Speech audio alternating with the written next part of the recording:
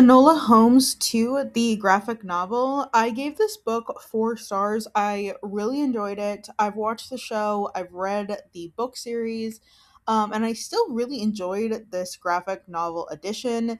The artwork really amplified and dramatized the story. I feel like there were moments that had all these dramatic curves, and there was so much intention and thought that was put into every scene. And I feel like the artwork just really brought the story to life.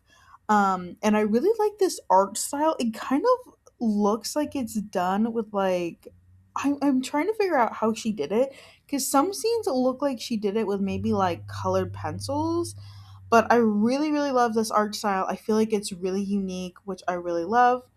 For the story, I loved the balance between history, social justice, and family drama.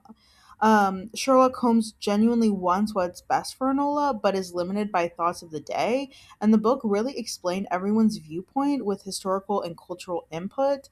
I feel like how she did it, like everyone's side made sense, like whether you agree with them or not, like you could always see where they were coming from, and I really really love that. I feel like sometimes in feminist books, or books where there's this female detective and she's being under respected or underappreciated, she's not really given the time of day. I think it tends to villainize other characters, which I get because they're being sexist. But I feel like in this case, like Sherlock and Mycroft are such a product of the day, of their day, that while in modern times we're very against their line of thinking, you can see where they came to that conclusion. Um, and then also with other stories I've read, where it's like Sherlock's sister, his daughter, whoever, I felt like the authors really didn't have anything original or new to say. It felt like they were just um, making profit off of the original, and like it just didn't feel like they had anything new or interesting to say. They were just kind of leeching or copying off the original and just kind of like throwing in a little bit to pretend like it's their idea, when in reality it was just so copy and paste.